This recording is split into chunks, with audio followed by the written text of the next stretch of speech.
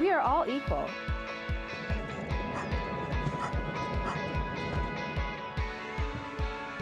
It's time that we're all heard.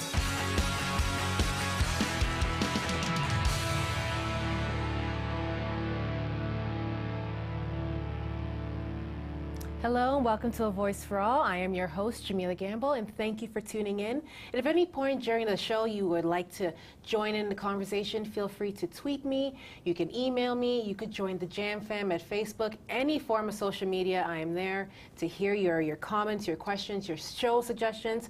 And thank you to those of you who continue each week to share your insights about the show. On this week's episode, we're switching it up a little bit. I had the pleasure 2 weeks ago of meeting my guest, and that's how we came about doing the show. So Bill from Audio Loop is our guest, and I'm so glad you're on the show because this was actually a topic I never even considered doing a segment on, because I guess it's not something that I work in day to day. So the last thing I thought was to have somebody on to talk about hearing aids, and thank you for being my guest. Tell me what you do with audio loops. Okay, for the most part, they get installed into venues, such as churches or classrooms or theaters, that sort of thing. And the point of it is to assist people to be able to hear more clearly to whatever program is being given out, right? So and the way it works is through magnetic induction. So we just connect up with the existing sound system, send it along through a set of speaker wires, actually, that go around the area of interest. And people with the properly equipped hearing aids can just tune in without any additional equipment whatsoever. So it's very simple. It's psychologically pleasing because you don't have to do all the things of standing in line and getting a receiver from somewhere else, which may or may not work, and you don't know who wore it last, and all the hygiene considerations, etc. So really, hearing loops, as they are more commonly called, are just the way to go. And from what I'm hearing, it sounds like we have come such a long way from where hearing aids or hearing loops were first, created and how they were designed. And like you said, people are waiting in line, just to get something to assist them. Now it's just like that. You could bring it with you or go somewhere and it's already prepared. Yeah, the hearing aid side is simple. The difficulty still today is that there's not enough venues that have been done so that a person could make use of just bringing their own hearing aid, and all they do is have to push the button 3 times to get into the right program to pick up the signal. We could do a PSA right now just to encourage more venues to have this ready and more accessible, if you like. In public service announcement? Yes. Okay. Definitely. Yeah. Definitely let people know how, the importance of venues being on top of this. And I think it makes people feel that their community's further more accessible in other ways, whether it's, wheelchair accessible, now it's hearing accessible. We are definitely coming, like I said, a long way, but we still have a way to go. This is true, because I think the mobility issues, such as wheelchairs, it's been addressed. I mean, AODA has taken care of that, and it's being enforced, and it has been enforced quite strictly. We're there now. But what has not been enforced to any great extent, if at all, is a disability which is far more common than mobility, which is hearing. Up to 20% of people have hearing loss. Wow. And we don't cover them in most venues. Some venues do have some systems, a different type of systems, system which requires a far more obvious method of using it. But hearing loops are the only one that actually can directly connect with the hearing aid, so you don't add any visibility to your disability. So it's the invisible solution for an invisible problem. That's great. And with that said, how about you show me how it works? All right. We have an audio loop system set up here, and maybe you could hold that up so that people can actually see what we're talking about. Now, towards the on Jahmeelah's left side, you'll see a loop of wire going there. That's what we have demonstrated around, what we have installed around this area where we're sitting right now. In the center, that black spot with the with that ear sign attached to it is an amplifier, which we also have connected here. And then towards Jahmeelah's right is a picture of a microphone and a TV, either one of which could have been hooked up. But today we have a microphone. So you can put that down now. And what we'll do is have you listen to an actual demonstration. Cool, okay. So this is a listener device, and here's some headphones, which you could put on, okay? And if I put this microphone nearer to me, so you're getting picked up, you're actually hearing what I'm saying to you, right? I am, yes. All right. Now, the downside of what you're having to listen to is exactly what happens if, with the other two systems that are available, infrared and FM, you have to use all this paraphernalia. All right? So it's so obvious that It's so obvious. Okay. And you have to go stand in line to get it and leave your credit card, driver's license, etc. Yeah. Now, Jahmeelah, who wore those headsets last? I don't know. Well, it was you, but what if it was somebody else? You know, would you be comfortable thinking that they were clean, etc.? No, no. Right? Okay, now, let's try something else. Oh, I feel like I was up in space. Now, you have a hearing loss, and you have your own hearing aid, so the wax on here is yours. Beautiful. All right? My wax. Your wax. So if you hold that close to your ear for the demonstration, and again, you should be able to hear what I'm saying through your own hearing aid. All right? And it's more discreet. And it's more discreet. And goes in my outfit. I did bring a blue one today just for you because I knew this was the way it was going to go. All Good thinking, Bill. Yeah. So again, that's the clear difference between the three systems. They all do the same thing in terms of assist with hearing. Right. But FM and infrared require this visibility. Hearing loops require this, or allow with this invisibility. All right, so we've got a real psychological advantage here. And at the same time, though, there's plenty of people who are walking about who are wearing headphones, but, you know, at the same time, for the person who's wearing it, it's that feeling of wearing it, right? So I could see why people would be more, you know, wanting to wear this one. Well, if you have a hearing aid already, why would you take it out? You know, you've paid $5,000 for these. Are they really that much? They can start for less. Is there funding or anything available for people? I think $500 per ear per 3 years. $500. That's it. $500 from the government, yes. Wow. From regional government. Okay. Now, so why would you remove this from your ear, which is tuned to your hearing loss, and put on a set of headphones, that you don't which know are who. just, don't know who wore them, but all they are is louder. They are not tuned to your hearing loss. Again, another advantage of this, it's made for me. And that, I was just going to say that when I was wearing this one, I felt like I could hear everything and maybe not want to hear as much. Compared to this one, it was just, like you said, it was more in tune. It was more like how I'm talking to you right now, how I could hear your voice. That's how it was picking up. Compared to this one, it was amplified by like 20. Yeah, well, maybe I had turned up too much. But, okay, but perhaps. it's true. This, all right, this just makes all sounds louder, where this makes only the sounds that you need to hear louder because it's made for you. Okay. Okay? Okay. So that's the big advantage. So I'm curious, but how did you get into all of this? Goes back to early 80s, I think, when the church I was going to at that time had hardwired systems where the people would actually plug in an earplug and plug it into an outlet box on the pew. That system started to fail. I just found out about this somehow. I don't know what that connection is anymore. I found out about this technology and just learned as much as I could about it, installed it in the church at the time. So this is early 1980s, previous century.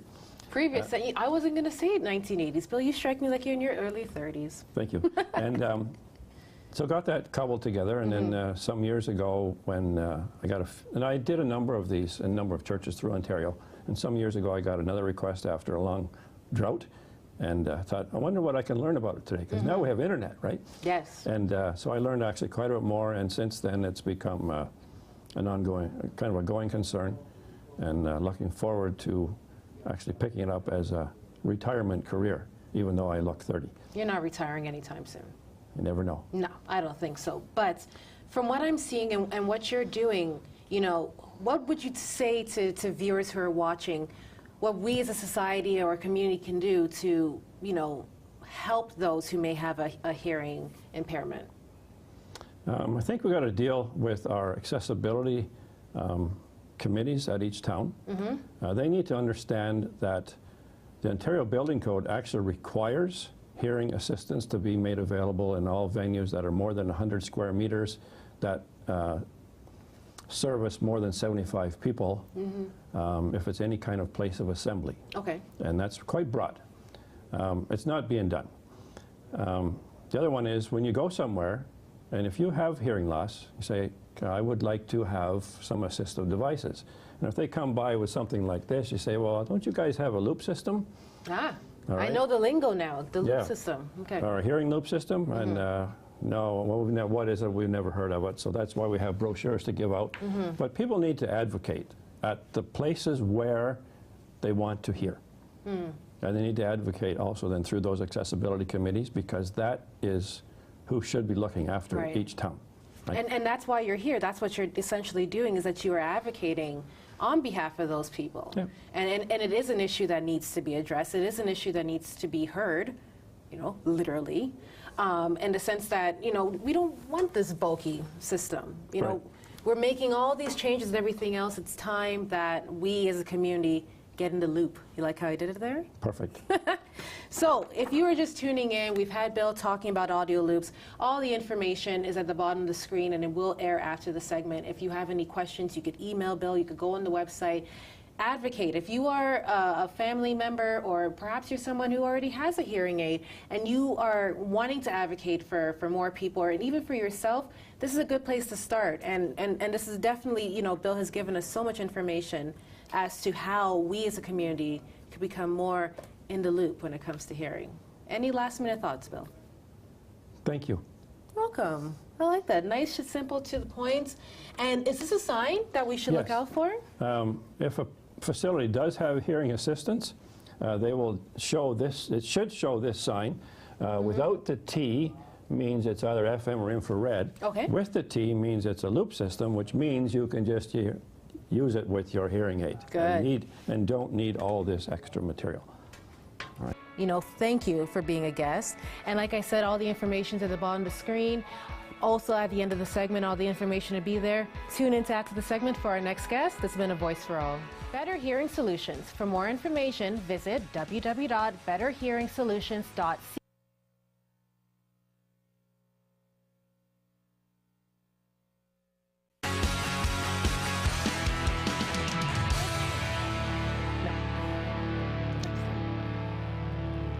Hello, welcome back to A Voice for All. We're on our local voice segment, and I'm so excited to have these next guests on. Before I introduce them, if at any point you'd like to get involved in the discussion, feel free to tweet me, email me, join the Jam fam. You could send me a letter, a gift basket, a pint of ice cream, whatever you like to do to get connected with me. I'm looking forward to hearing from you. My next two guests, small world. How we even met. Melanie, you emailed me. I read the email and I was like, I don't know who she is. And you didn't even know who I was. Yeah. But through the power of networking, somebody connected us. That's right. Right? So you two are from Connect for Life. Welcome, Kathleen. Welcome, Melanie. Thank you. You guys have so many things you're doing. Let's just start with how it came to be first of all, and then get into all the good stuff that you guys are doing. So Melanie, how did Connect for Life come to be?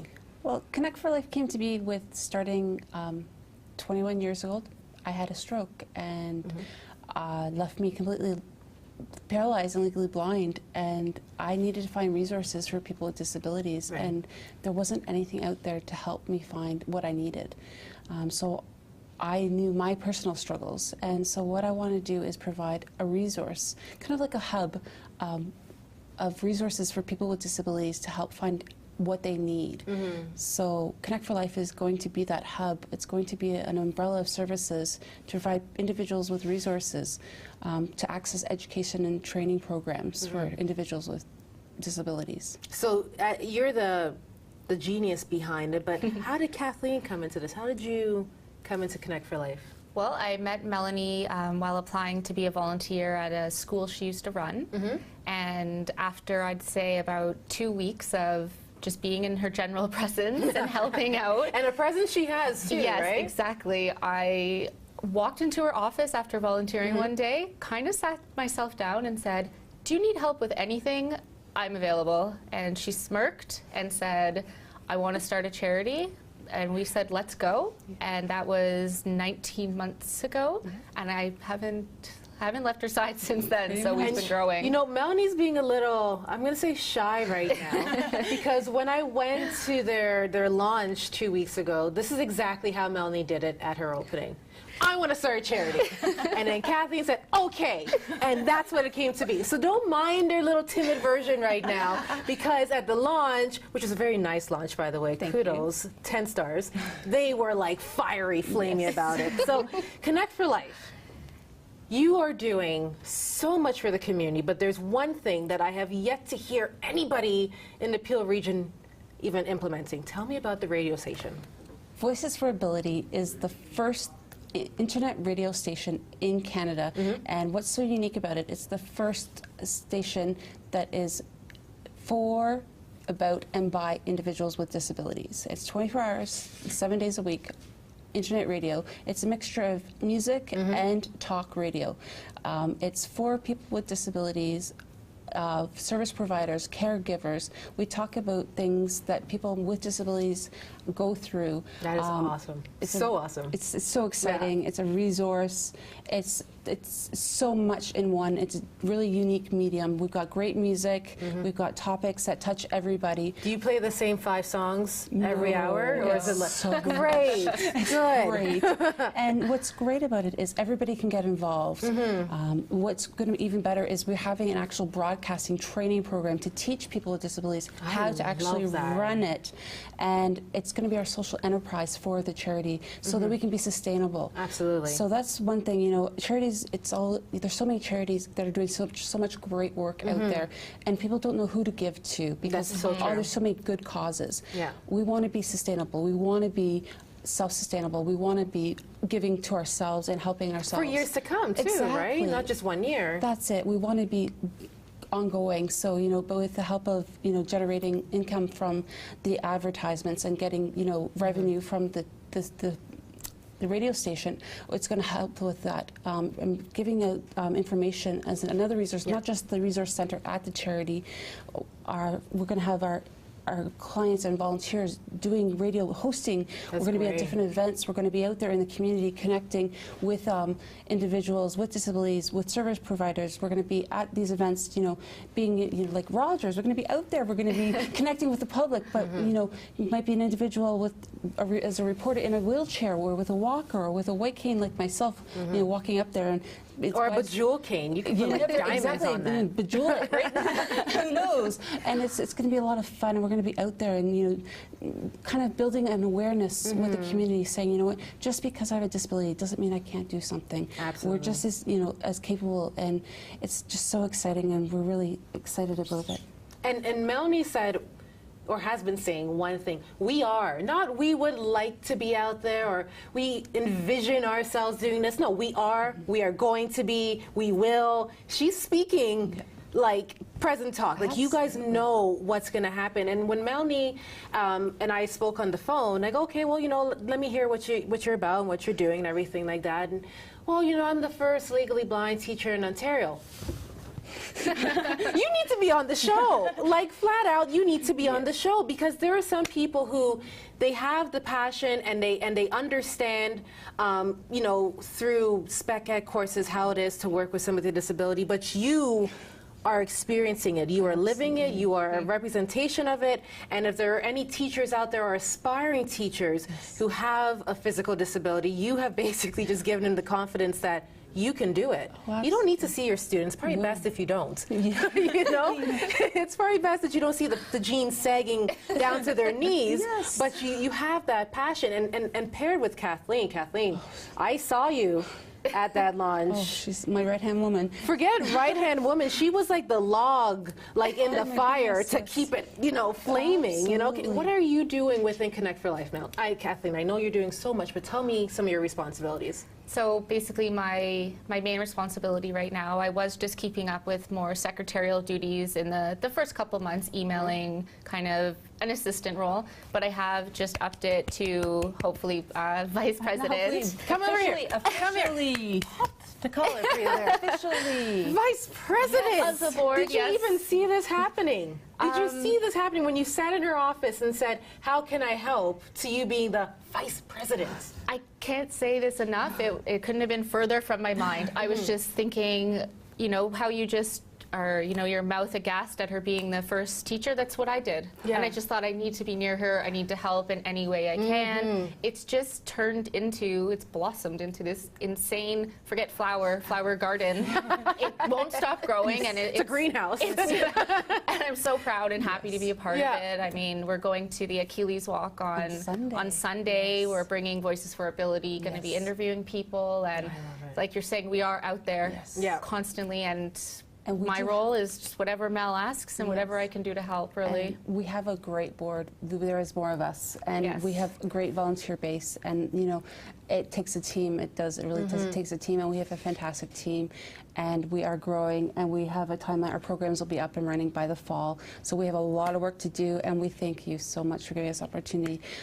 We have. It's just the beginning, It right? is. And that's the whole point of A Voice for All, right? It's local community organizations such as yourself who needs this platform. And with what you guys are doing, I'm sure you're going to be on much bigger things, right? And what I love especially about what you guys are doing is that it's not people speaking on behalf of people with disabilities. Right. It's actual people, Right. you know, who are there, who are, you know, learning how to be radio hosts. Yes. You know, and it's showing you that we're evolving. You know, before we saw able-bodied people doing, you know, everything, and people questioned, and that's one question that's always hurt me is, you know, what can they do? And if you just took 5 minutes, you'd realize they could host radio shows, they my could work in goodness, yes. bakeries, they could do so much. The Paralympics are on right now. The See our Paralympics. Go social- Carl! Yes, Go yes, Carl! exactly. Carl Ludwig! Exactly. Did you know he was here in A Voice for All? I did. Do you know he sat on these He chairs? was on Voices for Ability as well. Was he? Yes. Woo, we know a famous person. Exactly. And we have Brett Wills, he's one of our volunteers on Voices for Ability. He's, you know, we've got so many amazing, inspiring people as part of Connect for Life and Voices for awesome. Ability. And this is it. You meet so many inspiring people. We had Justin Hines on Voices for Ability as well. Oh my You know, God! it's I heard him sing once. I wept. amazing. Those were our first two interviews. I think Justin it was Hines. it Courage was the name of it? I literally was like just like sobbing And when this I is heard him it. sing. You know, there's so many inspiring people that we've come in touch with, and you know, we just want to, you know, relate these individuals that inspire us to do what we do, and just connect them with our community. And just there's so many out there in Peel, and we just want to get them out into the public eye and just say, look at these heroes in our own community. Absolutely. And look at what they're doing, because they're doing such I've amazing always said that things. we have local heroes, We and, do. and they come in all, you know, body forms and Absolutely. abilities, and we really do need to pay tribute to them. Absolutely. And your name says it all. You're not saying Connect for a day or Connect for a week. You're saying Connect for life. Absolutely. You know, and that tells me that you guys envision this going a long way, and absolutely. bringing so many people together. And the Peel region, I'm sure, is going to be so excited.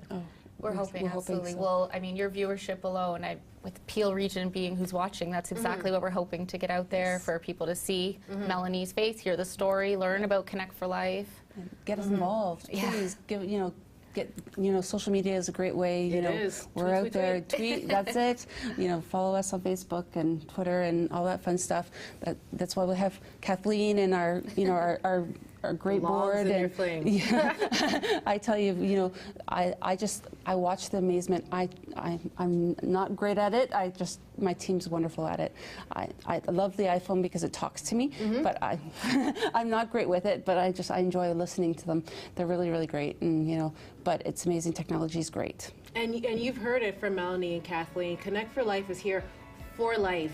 Through social media, you could tweet them, you could email them. All their information's at the bottom of the screen. Thank you both for being on the show. Please connect with Connect for Life. Listen to that radio show. Volunteer if you can. Connect with them. It's been a great show, and we'll catch you guys next week.